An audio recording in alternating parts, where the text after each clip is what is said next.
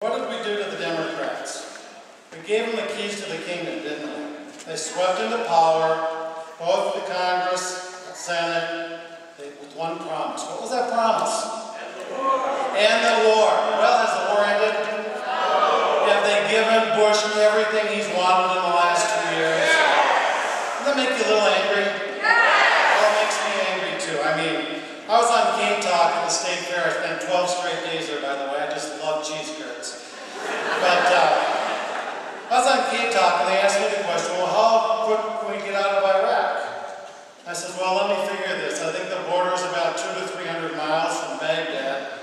A Humvee goes about 50 miles an hour in the desert, so 4 to 6 hours. And that was my answer.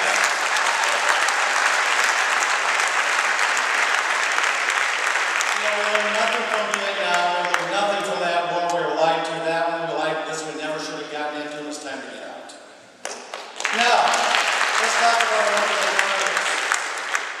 9% approval rate. No, that doesn't surprise me, but it does surprise me that 9% of Americans are lobbyists. That just is. You know, the same lobbyists that were at the DNC, they got in their Mercedes and their Learjets and their trailers, and they're now in St. Paul doing the same thing. You know, both sides are bought and paid for. There's no question about it. We all know it. The 35,000 K Street lobbyists can't wait for the boys to get back into town so we can start doing business again. And what have these lobbyists and their lapdog congressmen given this country? Well, let's start with, how about the most expensive drugs in the world? That's one. Thank you, Pfizer. The most expensive healthcare system in the world. 16% of our gross domestic product now is spent on healthcare. 40% more than Western Europe.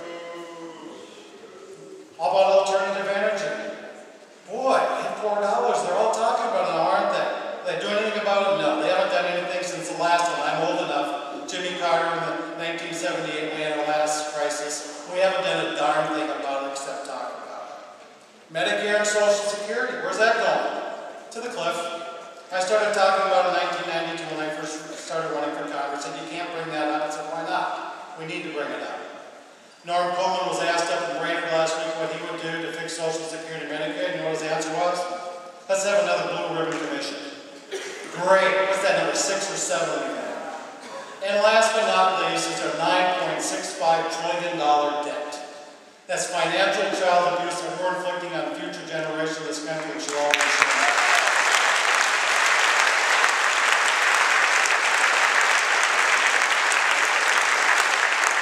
You know, and Congress is deadlocked in this eternal food fight that will never end, and we're getting a good dose of it with this U.S. Senate race. I mean, the only good thing that I've got out of the Senate race, I've improved my bowling, so I'm better than those other guys. You know, Ben Franklin said it very, very well, a very wise man, when he defined insanity as doing the same thing over and over again and expecting a different result. Well, it's time for voters in this country to wake up, that if you keep on electing Democrats or Republicans to Congress, they're never going to change the way they do business because they do not have to. You know, we can't have a revolution in this country. We can and we need one. But we can do it without a single bullet. We can do it in the voting booth. So